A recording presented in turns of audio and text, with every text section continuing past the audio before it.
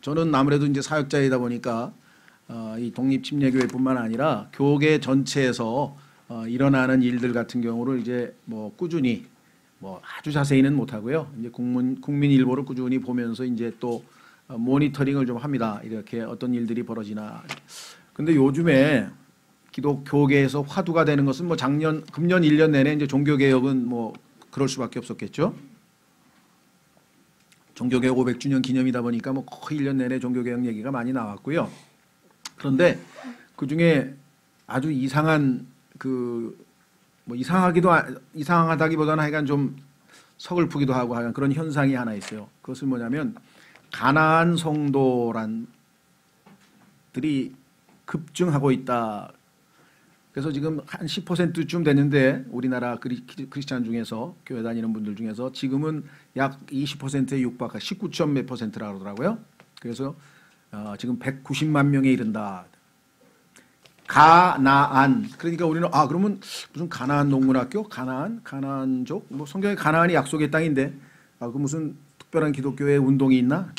그게 아니고요. 가나안을 거꾸로 하면 어떻게 되죠? 네?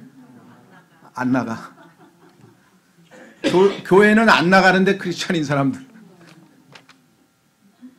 안 나간대요. 그래서 왜냐니까 상처만 입고 거기서 서로 이 소위 말하면 뭐랄까 목회자한테 실망하고 옆에 있는 사람들한테 상처 입고 또 그 다음에 그 중에 하나가 교회에서 너무 혹사를 시킨대. 뭘 일을 많이 시켜가지고 그 봉사에 지쳐서 뭐 하여간 이유가 쭉 나왔는데 보니까 그게 세 가지가 그 중에 1등인지 2등인지 모르겠어요. 목회자한테 실망한 게. 그러니까 정말 부끄럽기도 하고 야 이거 참 그렇죠? 예. 그 이외에도 이제 뭐 퍼센티지로 나오는데 이 세 가지가 아마 교회를 안 나가는 가장 큰 이유인데 이분들이 여전히 교회를 찾고는 있대요. 다닐 만한 교회를 찾고는 있는데 못 가니까 아침에 이 주일날 딸이 갈 데가 없잖아요. 크리스찬이니까. 카페에 가가지고 이렇게 조용히 앉아서 커피 한 잔을 마시면서 그 유명한 목사님들 있잖아요. 설교 잘하시는 분 목사님을 인터넷으로 이렇게 탁 들으면서 혼자 묵상도 하고 이렇게 노트도 하고 자기 나름대로 요즘에 혼밥 쪽이 많은데 홀로 예배 쪽이 이렇게 홀로 왜 인간관계가 그만큼 어렵다는 거죠. 근데 사실은 그분들이 그 어렵고 고통스러운 심정을 이해 못하는 바는 아니에요. 뭐 여기서 그거 안 겪어본 사람이 있나요? 다 겪어봤죠. 다 겪어봤는데 근데 그거를 극복하고 넘어서야 신앙생활이 그때부터 가능한 거거든요. 그거를 모르는 거예요. 왜? 교회에 모여있는 사람들은 다 죄인이고 다 부족한 사람이고 그중에서도 죄를 많이 지었으니까 이런 데 오지 적게 지었으면 딴 데 놀러 갔을 거 아니에요. 그러니까 뭔가 마음이 괴로워서 어디 놀 기분도 아니고 괴롭다 마음이 무겁다 내가 왜 인생을 이렇게 살았나 싶어서 그나마 찾아온 데가 교회인데 그렇죠. 여기서 보니까 도대체 뭐라 그럴까요? 자기하고는 공통분모가 거의 없는 사람들이 여기서 다 바글바글대고 있는 거예요. 그렇죠. 여러분들 중에서 내가 만약에 그냥 이 교회가 아니고 동호회 정도 된다 그러면 이 모임에 나올 사람 몇 명 있어요. 여기서 나랑 같이 동호회 정도 할 수 있는 정도의 의사소통이 되는 사람이 여러분들 중에는 여기 있습니까? 별로 없죠? 예, 저는 그냥 혼자 지내는 걸 좋아하거든요. 그러니까 혼자서 책 읽는 걸 좋아하니까 누구랑 부대끼는 게 그렇게 쉽지는 않아요. 그 성격 탓이긴 하겠지만, 물론 또 이렇게 사귀는 걸 좋아하시는 분들은 뭐, 여기 뭐 다 뭐 좋은데요. 뭐 이런 분도 계시겠죠. 근데 어쨌거나 가난이란 말을 딱 보면서 안 나가라 그러는데, 참 마음이 무거웠어요. 저도 교회를 아시다시피 10군데 이상을 30년 동안 돌아다니다 하여간 뭐 운명인지 모르지만 하여간 여기에 이제 이렇게 오게 됐는데 정말 그런 얘기를 들으니까 좀 마음이 서글픈 마음이 좀 있었습니다. 예전만 해도 그래도 교회 가면 그래도 좀 그 세상 사람보다 그래도 좀 착해 사람들이 괜찮아 이런 얘기를 좀 들었잖아요. 그렇죠? 근데 어쩌다가 이렇게 됐나 싶은 생각도 좀 들고요. 또 한 가지는 너무 기대치가 높지 않았나 싶었어요. 그렇죠? 어차피 좀 부족합니다. 그런데 잘못을 저지르거나 또 상대방의 상처를 입혀도 그 다음 처리가 문제예요. 서로 할 때는 어떡하겠어요? 자기도 모르게 뭐 상대방이 얘기했는데 뭐 열받는 얘기를 했으니 열을 받았는데 어떡하겠어요? 열을 식힐 수도 없는데 그냥 폭발을 일단 했지. 그 다음에 별로 마음에 안 들어서 그냥 자꾸만 말을 걸라 그래서 좀 무뚝뚝하게 했어. 그랬더니 상대방이 상처를 입었어. 어떡하라면 내가 갑자기 그냥 막 이 천사처럼 막 그냥 이렇게 막 웃으면서 대할 수도 없는 거고. 그러니까 결국은 다 부족한, 우리가 완성이 안 된, 성경도로 하면은 perfect, 완전치 못한 상태에 있기 때문에 다 서로가 치고받고 이렇게 걸림돌이 되죠. 이렇게. 그렇죠? 근데 예수님께서 이제 그거를 잘 다듬어서, 그죠? 잘 조각해서, 그 다음에 빼바로 갈아서 아주 이 예수 그리스도와 같은 그런 참 훌륭한 돌들로 우리를 산돌로서 지어서 예수님 위에 세워서 아름다운 교회가 돼야 되는 거죠. 예, 그러니까 그 잘못이라든가 또 뭐 상대방에게 입은 상처라든가 뭐 이런 모든 것들에 대해서 그 자체가 즐거운 건 아니지만 그거를 어떻게 처리하느냐에 따라서 우리의 신앙의 이 향배가 갈라지는 것 같아요.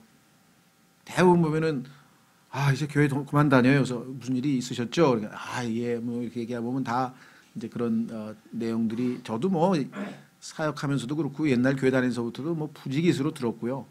저도 또 그런 상처를 입어서 나온 적도 있고요. 그러니까 뭐 그것을 우리가 탓할 건 아니고, 자 그러면 이 잘못에 대해서 우리 그리스도인들은 어떤 태도를 취해야 되는지 하나님의 말씀을 통해서 한번 좀 살펴보려고 합니다. 이 잘못이라고 번역된 그 fault란 단어의 의미는 결점, 부족한 점, 뭐 도덕적인 실수, 흠결 혹은 불완전함을 말합니다. 잘못은 반드시 죄는 아닙니다. 잘못은 주로 우리가 사람들에게 저질러요.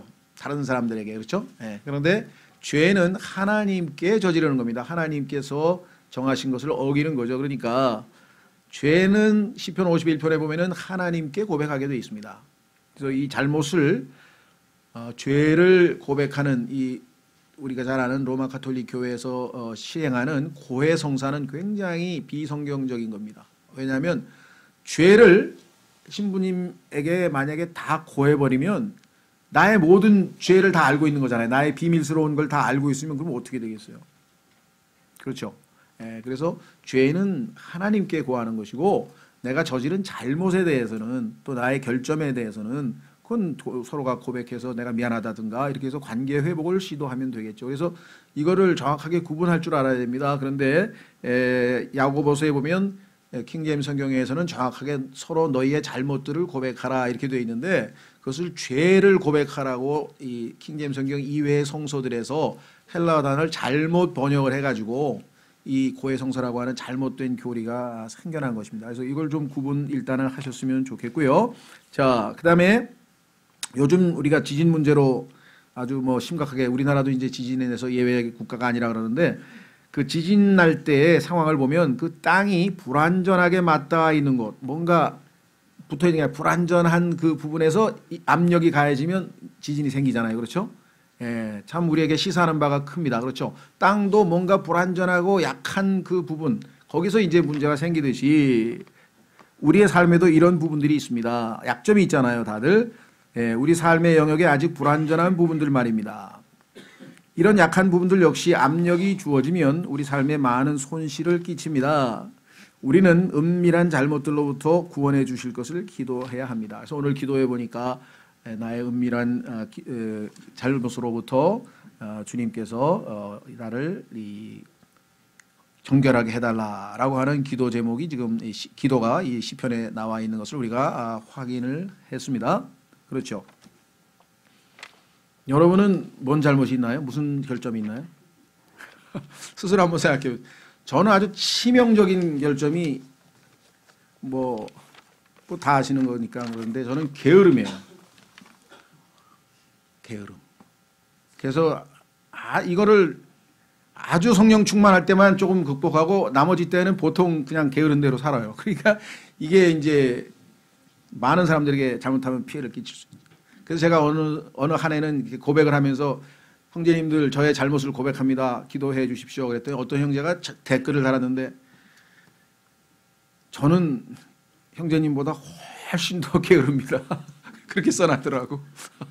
그래서 하여간 각자마다 다 다르겠죠. 또 주변에 보면은 열을 잘 받는 사람이 있죠. 예. 또 뭐 짜증을 잘 내는 사람도 있고, 또 저의 첫 번째는 게으름 같고요. 제가 두 번째 하나님 앞에 기도하면서 또 무슨 한 10가지 되더라고요. 10가지 되는데 그걸 다 얘기하면 오늘 설교가 안 되니까 두 번째는 뭔가 봤더니 좀 비겁해요, 제가. 그래서 있는 그 사람 앞에서 딱 얘기를 안 하고 차마 얘기를 못 하고, 그렇죠? 예. 그러면 뒤에 가서 조용히 입 다물고 있어야 되는데 그게 잘 안 되더라고 또. 다른 사람이 물어보면 사실은 그 사람이 말이야 하면서 약점을 아니면 그 사람에 대해서 비판을 하게 되더라고요. 그러면 어김없이 저녁에 와서 기도할 때 보면 성령님이 너 오늘 뭐 했냐? 잘못했구나. 또 약점이, 그렇죠. 또 약한 데서 문제가 생겨요. 그래서 그게 약한 부분이 터지지 않고 지진처럼 완전히 일어나지 않냐고 불완전한 상태를 그냥 유지할 때도 있어요. 근데 어느 순간에 압력이 좀 세지면 이게 터져버리잖아요. 그러면 이제 뭐 정말 큰 일이 벌어지죠. 그렇죠? 뭐 그 외에도 하여간 한 10가지 되더라고요. 그래서 여러분들도 올해 하나님 앞에 나는 뭐가 있냐. 예수님을 제외하고는 잘못이나 결점이 없는 사람은 없습니다. 예수 그리스도는 태어나면서 성경에 아시다시피 아담으로부터 물려받은 죄성을 지니고 태어나신 분이 아니죠. 그렇죠. 그래서 예수님은 우리처럼 아담으로부터 죄의 성품을 물려받지 않았습니다. 성령으로 말미암아 태어나셨기 때문에, 그렇죠. 그래서 아담과 똑같은 조건에서 아담은 유혹을 받아서 시험에 받아서 죄를 지었지만 예수님은 죄를 짓지 않은 상태로 평생을 사셨기 때문에 다르죠. 근데 우리는 죄를 지은 아담의 후손으로 그 죄에 대한 성품, sinful nature, 성품, 죄에 대한 성품을 물려받았기 때문에 상황만 주어지면 그 죄가 바깥으로 언제든지 튀쳐나가는 그러한 사람들이죠. 그래서 성경에서 보면은 어린 양, 6월절 어린 양을 하나님께 바칠 때에는요, 점도 없고 흠도 없는 수컷을 바치는데, 점이 없다는 얘기는 출생 때에 죄성이 없다는 거예요. 점이라고 하는 것은 태어나면서부터 몸에 붙어 나오죠. 흠이라고 하는 것은 뭐냐면 살다가 생기는, 예를 들면 뭐 살다가 기계 잘못해서 손가락이 하나 잘렸다. 그러면 이게 예를 들면 흠이 되잖아요. 신체에 내가 흠이 생긴 거잖아요. 그렇죠? 예. 그런 것처럼. 그러니까 살다가 생기는 우리의 결점이라든가 잘못이라든가 이런 게 있어요. 그런데 예수님은 태어날 때도 점도 없었고, 그 다음에 사시면서도 단 한 번도 흠결이 없었고, 그래서 점도 없고 흠도 없는 완전한 속죄물로 하나님 앞에 우리를 대신해서, 우리는 뭐예요? 점도 많고 흠도 많고 그러한 존재이기 때문에 우리를 대신해서 십자가에서 죽으실 자격을 갖추신 유일하신 분이시다. 이렇게 성경에 말씀을 했습니다. 자, 그래서 성경에서 서로가 서로에게 우리가 제일 먼저 해야 될 것은 뭐냐? 일단은 고백을 해야 됩니다. 고백. 자, 확인해 보겠습니다. 야고보서 5장 16절. 야고보서 5장 16절. 야고보서 5장 16절.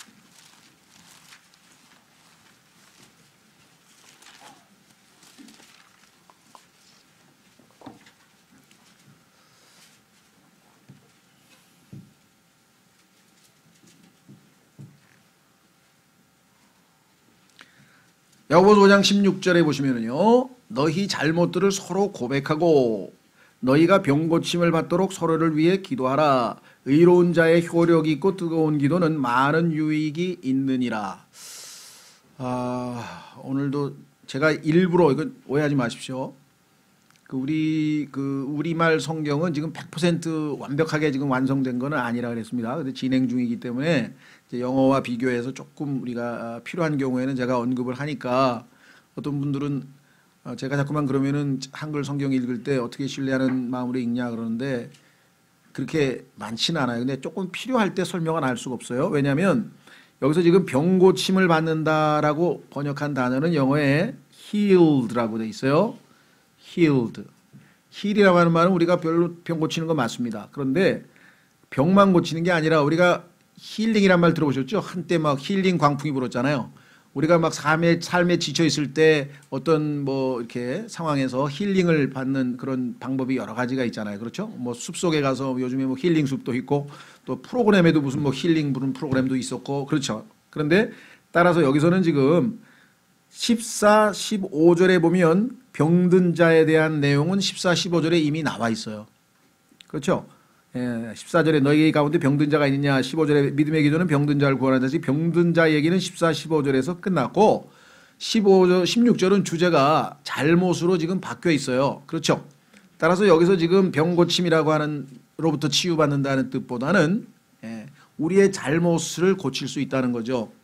무슨 말이 이해가 되셨습니까? 고침받는다고 하는 게, 그래서 조금 성경에서는 제일 중요한 게 문맥이기 때문에 문맥으로 봤을 때 여기서 아니 잘못 고백하라는데 갑자기 병 고침받도록 그렇게 튀어나왔을 일은 없겠죠. 자, 그래서 16절에 너희 잘못들을 서로 고백하고, 그렇게 되면 어떻게 됩니까? 너희가 서로 고침받도록 위해서 기도하라. 의로운 자의 기도는 효력이 있고 뜨거운 기도는 많은 유익이 있느니라.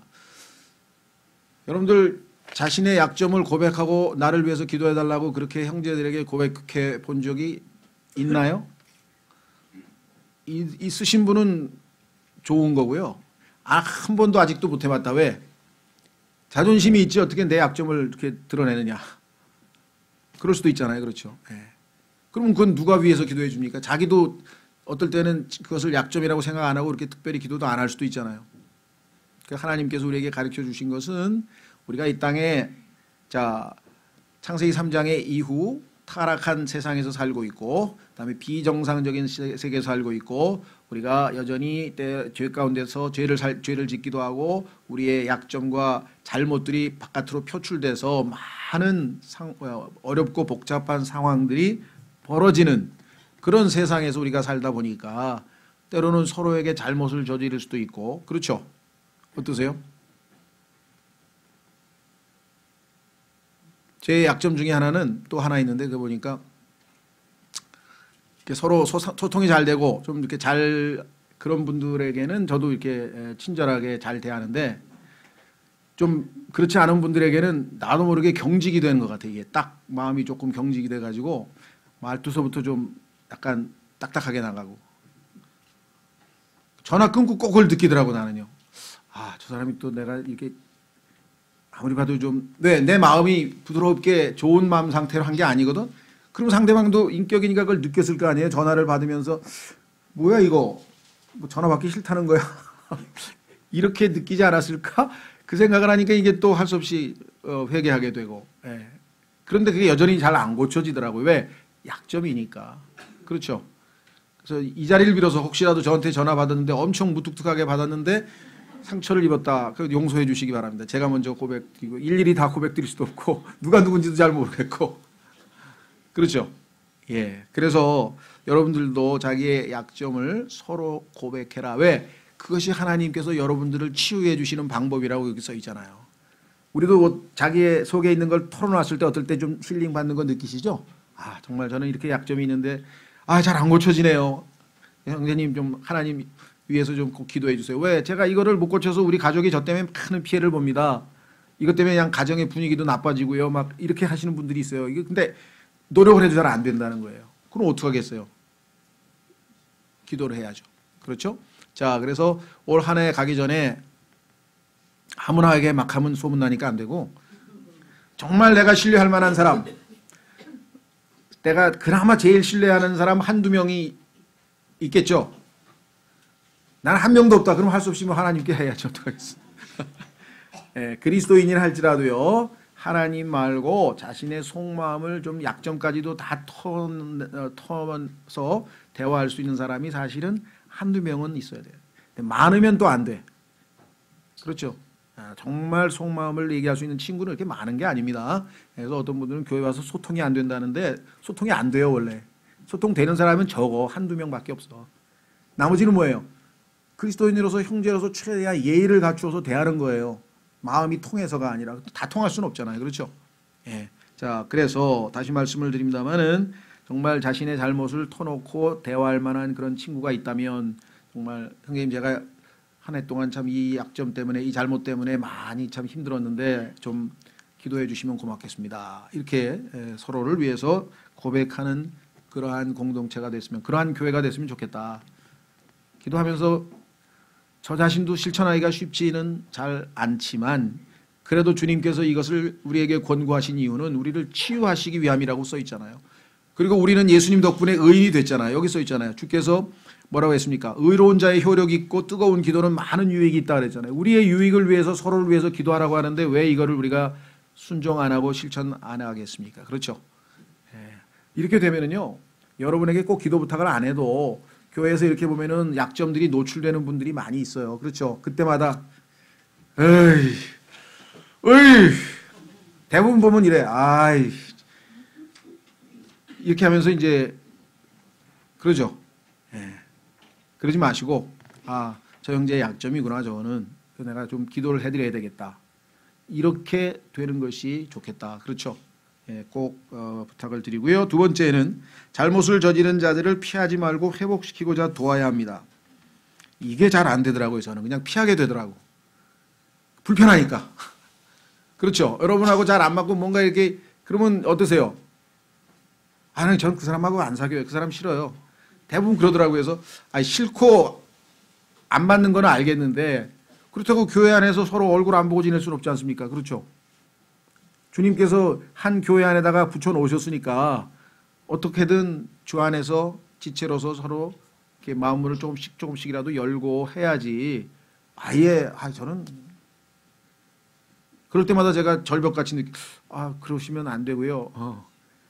그 마음을 알겠어. 왜? 너무 안 맞으니까. 하나는 플러스고 하나는 마이너스 그러면 어떻게 되겠습니까?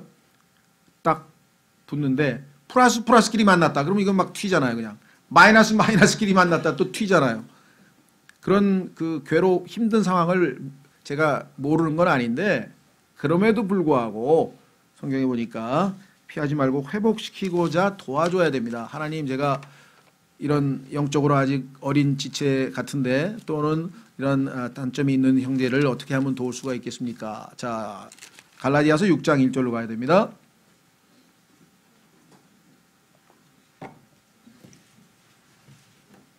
갈라디아서 6장 1절. 형제들아, 만일 어떤 사람이 잘못에 빠지거든 영적인 너희는 온유의 영으로 그러한 자를 회복시키고 내 자신을 살펴보아 너도 시험에 들지 않게 하라. 다 자기도 약점이 있잖아요. 그렇죠? 근데 이게 여기서 우리가 실수하는 것은 뭐냐면요. 온유의 영으로 회복시키라 그랬는데 이게 잘 안 돼요. 그래서 회복을 시키기 위해서 기도하고 잘 하나님의 성령의 역사하심으로 온유하게 그 사람이 회복되면 참 좋은데 너무 날카롭게 지적을 해서 상처를 입힌다 이 말. 올바른 지적은 했어. 근데 상대방은 그거를 듣고 치유된 느낌보다는 자기의 수치스러운 게 다 들통이 나고 막 기분이 막 안 좋고 막 이렇게 된단 말이죠. 그럼 이건 결국은 파괴적인 결과가 나온 거잖아요. 여기에서 우리가 지혜가 필요하다는 얘기죠. 여기서 왜 이 얘기를 했을까요? 우리가 성경을 가지고 있기 때문에 성경을 언제든지 펼 수 있습니다. 자매님, 성경에서 이렇게 하라는데 당신 형제님은 완전히 형성하고 지금 반대로 행동하고 있는데 자, 그 지적은 맞는 지적을 했어요. 그것도 여러 번 반복해서 할 수 없이 이제 나름대로 했지만 그 지적을 받은 사람이 이 사람이 나를 정말 진심으로 사랑해서 나를 어떻게든지 도와주려고 어떤 그런 마음으로 하는구나가 느껴져야 기분이 나빠도 그 순간에 알겠습니다. 내가 참조하죠. 이러고 받아들일 텐데 그게 아니라 그냥 뭐 자기는 나는 흠결이 하나도 없는 것처럼 그냥 탁 해가 당신 이게 뭐야 하면서 이렇게 그런 자세로 지적을 해놓으면 그렇잖아요. 이 사역자들도 마찬가지예요. 설교하다 보면은 뭐 자기도 실수하면서 뭐 저렇게 설교하지? 뭐 이런 사람도 있다고. 그렇잖아요. 그러니까 그래서 여기 나와 있는 것처럼 온유의 영으로. 그래서 정말 이것이 물론 대부분 모든 그리스도인에게 다 해당되는데요. 특별히 사역자에게는 이게 제일 힘든 것 같아요.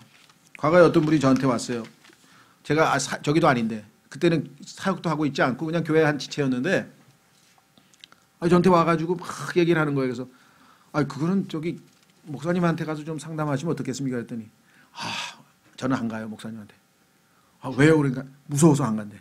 뭐가 무서워요? 그러니까 가면 그냥 한 30분 동안 훈계를 듣는데 다리가 후들후들거리고 그 다음부터는 안 간다는 거야. 그래요? 그러니까 그분이 온유의 영으로 회복을 못 시켜줬구나. 그렇잖아요. 그냥 야단만 이게 지금 교회 사역의 7, 80%가 이런 상황이기 때문에 다 가난한 성도가 되는 거예요. 아이 가가지고 뭐 내 고민 좀 털어놨는데 뭘 좋은 해결책이나 충고를 받으려 했더니 그냥 성경 펴가지고 이거 이대로 안 했고 이대로 안 했고 이대로 안 했고 뭐 당장 가서 회개하셔. 뭐 그 얘기만 듣고 왔다 이거예요. 아니 누가 뭐 회개할 줄 몰라서 거기 갔나? 이렇게 되는 거잖아요. 이게 보통 쉬운 일이 아닙니다. 저도 뭐 과거에 실수 많이 했죠. 왜? 지식이 있으니까 성경을 가지고 성경을 알다 보니까 아 그거는 성경 구절에 이런 게 나와 있는데 이거 딱 펴가지고 딱 지적을 하게 되는데 예. 자 온유의 영어로 두 번째는요 성경 구절이 거기에 상황에 맞아야 돼요. 시츄에이션에 안 맞으면 굉장히 이게 날카로운 양날 달린 칼이기 때문에 사람을 잘못하면 상처 입혀요. 그래서 잠언에 보면 적절하게 말하여져야 돼요. 그래서 fitly spoken이라 그래서 적절하게 그 사람에게 맞는 예를 들면 지금 이 사람은 상처가 났어. 그래가지고 이 좀 마이신 연고가 필요한데 아 거기다 그냥 그 뭡니까 그냥 그 열나는 파스 같은 거 막 갖다 바르면 더 아플 거 아니에요. 예를 들면 그럼 그 약도 의사가 잘못 처방을 해서 그런 문제가 생기듯이 영적인 것도 마찬가지예요. 제가 보니까 그냥 성경 펴가지고 막 아무렇게나 그냥 막 이렇게 돼 있는데 이거 왜 안 했냐 이렇게 되면 그래서 정말 고심을 많이 해야 됩니다. 어떤 분에게 성경을 펴서 얘기를 하려면 그 성경 구절이 이 형제님의 이 자매님의 상황에 정확하게 맞는 건지 하나님께 지혜를 구하고 혹시라도 상처될까 봐 온유의 영으로 얘기하고 그래서 사역이라는 게 그냥 성경만 알고 짝짝 펴가지고 너 이렇게 쉽게 되는 일이 결코 아닙니다. 여러분들도 아마 경험이 있으시겠지만요. 자, 그래서 그럼에도 불구하고 해야 돼요. 왜? 하나님은 그런 지체가 회복되기를 원하시는 거거든요. 회복이 돼서 다시 열심히 주님을 섬기기를 원하시다 보니 그렇죠? 그 잘못에 빠져 있으면은 우리가 오랜 지체하면 안 되잖아요. 그런데 시도해보면 아시지만 쉽진 않죠. 자, 그래도 해야 된다. 세 번째, 이 회복 사역은 은밀하게 이루어져야 된다. 자, 마태복음 18장에 가면은요, 어떤 사람이 잘못을 저질렀어요. 그냥 사방군데다가 이 사람이 이런 짓을 했어요 하고 얘기를 하는 건 아니죠. 그렇죠? 그래서 딱 봤을 때 자기에게 뭔가 잘못을 저지르면은요, 직접 1대1로 찾아가서 은밀하게 이야기를 합니다. 형제님 사실 형제님께서 이러이러해서 이렇게 했는데 제가 그걸로 인해서 좀 상처가 되고 형님 그게 잘못된 것 같은데요. 그래서 그냥 수용을 해서 아이 미안합니다. 내가 잘못했는데요. 하고 회복이 되면 서로 관계 회복이 되니까 하나님이 기뻐하시는 일이 되겠죠. 그렇죠. 그런데 만약에 그 사람이 그래도 그 잘못을 안 고치려고 막 우긴다. 그럴 때에는 이제 증인을 데리고 가서 그 증인 앞에서 확인을 해야 되니까. 왜? 자기는 노력을 했는데도 불구하고 상대방이 안 고쳤기 때문에 그래도 끝까지 안 한다. 이렇게 되면 이제 성경에서 할 수 없이 이제 교회에서 공개적으로 다룰 수밖에 없는 거죠. 이제 교회 안에서 일어난 다른 사람에게 피해를 줄 수 있는 일이 된다면 그렇죠. 예, 그래서 이 잘못을 다룰 때 굉장히 조심스럽게 해야 됩니다. 제가 아는 그 우리나라의 그 뭐랄까요 군인들 중에 제 머릿속에 남아 있는 분이 이 손장래 장군이라는 분이 한 분 계셨는데 그분이 그런 얘기를 했어요. 그 리더십에서 얘기할 때 말 위에 점선으로 이렇게 탄 사람을 그려놨더라고요. 왜냐하니까 지휘자는 있는 듯 없는 듯 해야 된다는 거죠. 그래서 자기는 부하를 질책할 때 다른 사람 앞에서 질책해 본 적이 한 번도 없대요. 왜? 1대1로 이 사람에게 얘기를 해야지 다른 사람이 있는 데서 인격적인 모독이 되잖아요. 수치스럽고. 그래서 그걸 조심하라. 그래서 절대로 아무리 군대라 하더라도 그 사람 잘못하면 1대1로 데리고 와서 여기도 그렇게 돼 있잖아요. 은밀하게. 성경적 방법이잖아요. 데리고 가서 1대1로 터놓고 얘기를 해서 그 사람이 수용해서 받아들이면 좋은 것이고 그렇죠? 그렇지 않으면 이제 그 다음에 단계별로 하나님께서 얘기를 하셨다 이 말이죠. 자, 그 다음에 네 번째 우리가 주목해야 될 것은 단점이나 잘못을 저지르면 그에 대한 결과가 있습니다. 그렇습니다. 자, 베드로전서 2장 한번 가보시면은요. 베드로전서 2장에 가면은 우리가 지금 지각에 약한 부분이 터져가지고 지금 뭐 포항에 지진도 생기고 해서 뭐 어마어마한 피해가 났죠. 그러면 우리의 신앙생활에도 이것에 못지않은 그런 엄청난 파괴적인 일들이 벌어질 수밖에 없다.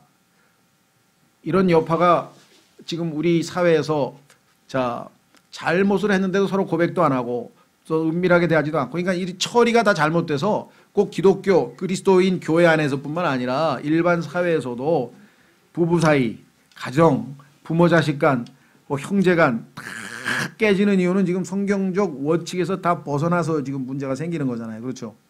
다 잘못되고 다 서로가 부족한데 잘못도 있고 다 부족한데 이것을 성경적 방식으로 잘 해소를 했어야 되는데 그렇지 못했다. 자, 베드로전서 2장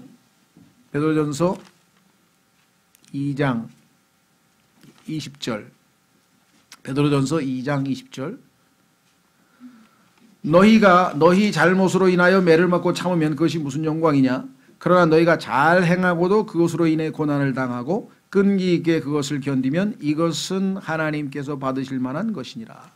그리스도인의 삶에서 잘못한 것이 없지만 잘했지만 그래도 고난을 받았다. 그러면 그런데도 잘 참았다. 그러면 하나님께서 그것을 굉장히 기뻐하시고 칭찬해 주신다는 거죠. 그렇죠? 그것은 사실은 영적 성숙의 모습이죠. 그렇죠. 우리가 나중에 그렇게 되어야 될 모습인데 그 앞부분에 보니까 너희 잘못으로 인하여 매를 맞고 참으면, 여러분들 어떠세요? 자녀 키워보니까 자녀가 잘못을 하나도 안 했는데 때리는 부모는 거의 없죠. 그렇죠. 뭔가 잘못을 했어. 그런데 그 맞는 애는 아마 억울한지 하여간 뭐 그냥 아니라고 자꾸만 우기지만 실제적으로 보면 객관적으로 볼 때 항상 잘못을 저지르면 거기에 대해서 매를 맞든지, 여기 성경에서 그것을 우리는 대가를 치른다고 하죠. 내가 저지른 잘못에 대해서는 반드시 대가가 뒤따를 수밖에 없잖아요. 그죠? 뭐 우리 삶에서 뭐 지극히 상식적인 이야기라 이 말이에요. 따라서 우리는 내가 가능하면 약점이라고 하는 것을 알기 때문에 조심을 해야죠. 내가 이 약점 때문에 잘못을 저지르게 되면 내 자신은 말할 것도 없고 가족, 형제 사이 또 교회 안에서도 많은 사람들에게 피해를 입힐 수가 있다. 그렇죠. 그렇기 때문에 그것을 조심스럽게 항상 유의해서 행동을 해야 되겠다. 그래서 우리는 반드시 대가가 따른다는 사실을 잊어서는 안 됩니다. 그렇죠? 자, 뭐 항상 우리가 소 잃고 뭐 외양간 고친다는 얘기를 하는데 우리도 그런 것 같아요. 뭐 잘못을 저지르고 나서 한참 후회한 다음에 얼마 있다 또 잘못을 저지르고 또 한참 후회하고 이렇게 해서 지금 반복이 되는데요. 그러나 그 과정이 없을 수는 없어요. 우리가 여전히 나약하기 때문에. 그러나 조금씩 주님께서 말씀하신 대로 서로를 위해서 고백하고 서로가 서로를 위해서 회복시켜주고 그 다음에 그렇죠. 그 대가가 얼마나 큰지를 잘 인식하고 조심스럽게 자신의 잘못을 인식하면서 생활하면 조금씩 우리가 더 나아지겠죠. 자, 이것이 우리가 예수님 오실 때까지 해 나가야 될 일이고요. 소망스러운 일은 예수 그리스도께서 오시면 그렇죠. 우리를 전혀 결점, 단점, 잘못된 것 없이 완전한 형태로 우리를 하나님 앞에 제시하시겠다. 이렇게 얘기를 했어요. 자, 거기 마지막 5번째 보면 이렇게 써 있죠. 아무런 잘못이 없으신 예수님만이. 누가복음 23장 4절에 보니까요. 성경에는 두 가지가 나와 있는데 예수님께서는 성령님에 의해서 33년 반 동안의 예수님의 출생서부터 돌아가실 때까지의 모든 삶이 성령님에 의해서 관찰되었는데 성령님께서 예수 그리스도는 단 하나의 죄를 지은 것이 없다. 그래서 justified, 의롭다고 선언되셨다고 디모데전서에 써 있어요. 그러니까 예수님은 유대인이기 때문에 613가지의 율법에 단 하나도 어기지 아니하고 33년 반 동안 완벽하게 살아내신 분이셨다. 두 번째, 잘못도 단 하나도 없다. 성경에 이렇게 써 있어요. 그러니까 정말 완전하신 분이시죠. 예수님께서 한 분밖에 안 계십니다. 그래서 그 예수 그리스도께서 우리에게 가르치실 수가 있는 거예요. 그래서 성경에 보니까 나는 온유하고 겸손하니 너희는 내게 와서 배우라. 예수 그리스도께 가서 우리가 조금씩 계속해서 배워서 우리의 잘못된 점, 결점, 단점을 고치는 거죠. 이를 위해서 우리가 어떻게 한다 그랬습니까? 하나님께 이런 것들을 정결하게 해달라고 기도하라고 아까 오늘 본문에서 시편에서 봤잖아요. 그렇죠? 자, 그래서 그렇게 꾸준히 기도하면서 주님께서 온전히 완성해 주실 것을 소망하는 가운데 기다리는 것이 우리의 신앙적인 삶인데 여기에 뭐라고 되어 있는가 한번 확인해 보겠습니다. 자, 세 구절만 빨리 확인하고 마치겠습니다. 유다서 24절. 성경의 65번째 책입니다. 유다서. 계시록이 66번째 책이고 계시록 바로 앞에 유다서 딱 한 장밖에 안 되는 책인데 엄청나게 하나님께서 인류를 향해서 하신 경고가 써 있어요. 딱 25절밖에 없는데 참 두렵고 떨리는 내용들이 여기 많이 적혀 있습니다. 여러분들 결론 내리기 전에 보통 우리가 마지막 경고 뭐 이런 거 하나 있잖아요. 그렇죠?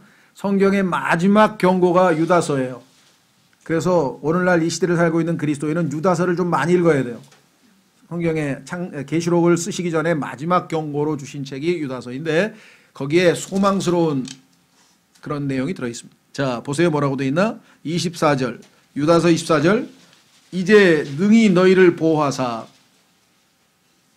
아무리 악하고 성경에 써 있죠. 악하고 음란한 세대, 이 현 악한 세상 그럼에도 불구하고 우리를 지켜내실 수 있는 분이시다. 이제 능히 너희를 보호하사 넘어지지 아니하게 하시고 넘치는 기쁨으로 자신의 영광이 있는 앞에 뭐라고 여기에 되어 있습니까? 흠 없이 faultless, fault가 아니라 faulty, 흠이 있는 게 아니라 faultless. 그렇죠. 단점이 하나도 없는 완전한 하나님께서 여러분에게 기대하고 계셨던 우리의 본래적 완전한 모습으로 우리가 예수 그리스도 앞에 서게 될 것을 우리의 결심과 노력이 아니라 그분이 그렇게 하시겠다는 약속을 하셨기 때문에 우리가 신뢰하는 것이죠. 흠없이 너희를 제시하시는 분, 즉 그 정도로 하시는 분이면 당연히 25절이 해당이 되겠죠. 홀로 지혜로우신 하나님 곧 우리의 구원자께 영광과 존귀와 통치와 권능이 이제와 영원부터록 있기를 원하노라. 아멘. 두 번째 요한계시록 14장 5절. 요한계시록 14장 5절에도 써 있습니다.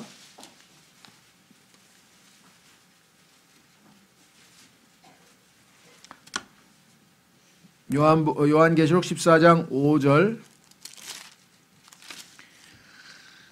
예수 그리스도 앞에 물론 여기는 유대인입니다. 유대인들 중에서 14만 4천 명이 하나님의 뜻대로 모든 사역을 다 마치고 셋째 하늘에 딱 올라와서 임무를 마치고 보고를 하고 서 있는데 보고회를 하고 있는 중인데 거기에 보니까 뭐라고 써 있는가? 5절. 그들의 입에서 교활함을 찾을 수 없었으니 그들은 하나님의 왕자 앞에서 뭐가 없다고요? 예, 잘못이 없도다. wrong, fault, 단점, 결점 없이 하나님께서 그들을 완전하게 만들어서 하나님 앞에 세우셨다. 자, 마지막 구절입니다. 우리에게 소망이 있습니다. 야, 내가 나를 봤는데 지금 벌써 내가 몇십 년을 신앙생활하고 있는데 고쳐진 게 거의 없는 것 같은데 그렇게 생각하실지 모르지만요. 어느 한순간이에요. 주전자의 컵에다 물을 부어보세요. 예, 안 넘칩니다. 계속. 어느 한순간 넘쳐버리는 거예요. 어느 한순간. 그 순간을 활용점정을 주님께서 하시는 거예요. 그러니까 우리는 언제 아직도 모른다 그게 아니라 그냥 한 단계 한 단계 주님을 따라 섬기고 신앙생활 하다가 주님께서 타이밍에 적절한 타이밍에 우리를 완성시키는 거죠.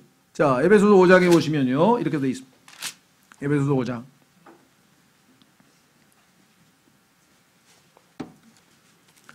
주님께서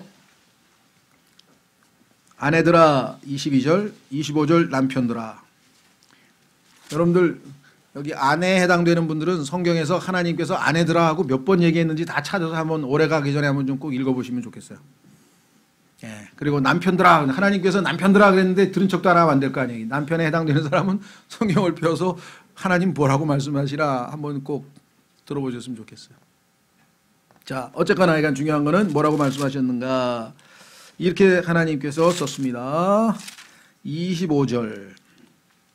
남편들아 너희 아내 사랑하기를 그리스도께서 교회를 사랑하사 자기를 위하여 자신을 주신 것 같이 하라. 교회를 위해서 자신을 내어주셨죠. 십자가에 내어주셨죠. 그렇게 사랑하라 그랬습니다. 26절 이것은 그분께서 예수님께서 말씀을 통해 물로 씻음으로 교회를 거룩히 구별하고 정결하게 하려 하심이요. 자, 여러분과 제가 매일같이 하나님의 말씀을 읽습니다. 또 매주 하나님의 말씀을 지금처럼 듣습니다. 그렇죠. 그러면 말씀의 물로 우리를 지금 계속해서 씻는 것이죠. 아까 시편에서 뭐라고 그랬습니까? 우리의 은밀한 잘못들로부터 우리를 깨끗하게 해 주십시오라고 기도했잖아요. 그렇죠.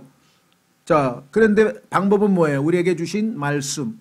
그런데 요한복음 17장에서도 주여 아버지의 말씀은, 예수님께서 말씀하시기를 아버지의 말씀은 진리이다. 그 진리의 말씀으로 여기 나와 있어요. 물로 씻는 것처럼 우리가 매일 샤워하는 것처럼 계속해서 씻습니다. 교회를 거룩히 구별하고 정결하게 하려 하심이요. 자, 그 다음에 이제 보세요. 27절에 또 그것을 점이나 주름이나 그런 것이 없는 영광스러운 교회로 자기를 위해 제시하려 하심이요. 자, 우리는 태어나면서부터 아담의 본성을 타고났었죠. 그런데 우리가 예수 그리스도를 믿고 우리 안에 있는 죄, 그 육체 안에 있는 죄가 제거돼서 완전히 우리가 호련히 영광스러운 몸으로 바뀌게 되면 점도 다 제거될 것이고, 그 다음에 주름이라고 하는 것은 여러분들 이 땅에 살면서 낡은 거죠. 낡을 때 주름이 생기는 거죠. 우리 몸이 낡아지면. 신앙생활도요, 신선하고 기쁘게 하는 게 아니라 오래 하다 보면 낡아져가지고 주름 생기는 부분이 생겨요. 주름. 그것도 없애고. 그 다음에 밑으로 갑니다. 교회가 거룩하고 뭐라고 했습니까? 여기. 흠이 없이. 이 흠이 없다는 말이 아까 바로 그거하고 똑같죠?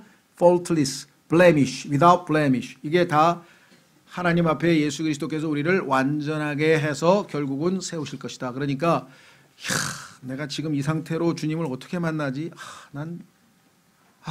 이렇게 자꾸만 자책하지 마시고 주님께서 약속하신 그 약속을 믿고 하루하루. 자, 주님이 우리 보고 잘못 없다 그랬습니까? 잘못 있다 그랬잖아요. 그 잘못들을 어떻게 처리할 것인가 오늘 자세하게 가르쳐 주셨잖아요. 그리고 그 잘못들로부터 치유될 수 있다 그러셨죠. 잘못들로부터 정결하게 될 수 있다고 얘기를 하셨죠. 마지막으로는 주님께서 완전히 정결하게 하셔서 우리를 하나님 앞에 예수님의 신부로 제시하신다고 했잖아요. 그렇죠? 그러니까 이 땅에서 그냥 넋 놓고 손 놓고 그냥 가만히 계시지 마시고, 주님, 저는 잘못도 저지르고 단점도 있고 결점도 있고 약점도 있고 또 이것 때문에 내가 이 세상에서 정말 사회생활에도 힘들고 교회생활도 힘들고 가정에서도 문제를 일으키고 다른 사람을 힘들게 하고 정말 내가 봐도 너무 한심스럽습니다. 어떻게 하면 좋겠습니까? 그렇게 꾸준히 기도하면 주님께서 제시하시는 방식을 따라 우리가 치유가 되고 궁극적으로 주님 앞에 잘못 없는 모습으로 세워질 것이다. 이 약속을 신뢰하면서 주님, 지난 한 해 동안 제가 저지른 잘못들을 주님 앞에서 다 기억나게 해 주십시오. 10분만 기도하면요 새록새록 떠올라요. 보니까 딱 무릎 꿇고 하나님 기억나게 해 주십시오 하고 하면요 싹 잊어버렸던 것까지 다 떠올라. 내가 이것도 그 사람한테 내가 너무 잘못을 한 것 같은데 그 사람이 무려 10번이나 문자를 보냈는데 내가 다 씹었구나. 어떡하지? 로부터 시작해서 저도 지금 저한테 전화한 사람한테 전화 그 다음에 해야지 하는데 안 한 게 지금 막 쌓여가지고 이제 벌써 몇 개월 지났으니 지금 와가지고 어떻게 사과를 해야 되나? 그때 게으르지 말고 그냥 바로 답변을 해야 되는데 나중에 하지 그러다 그냥 미루고 그랬더니 얼마나 마음이 또 상했을까? 이건 이제 참 이런 걸 생각하면요 우리가 고쳐야 될 게 너무 많은 것 같아요. 그렇죠? 오늘 이 시간에 주님께서 주신 잘못들, 우리의 약점들, 결점들을 하나님 앞에서 잘 처리하는 그러한 지혜로운 그리스도인이 되게 해 주십시오. 다 같이 잠깐 기도하겠습니다.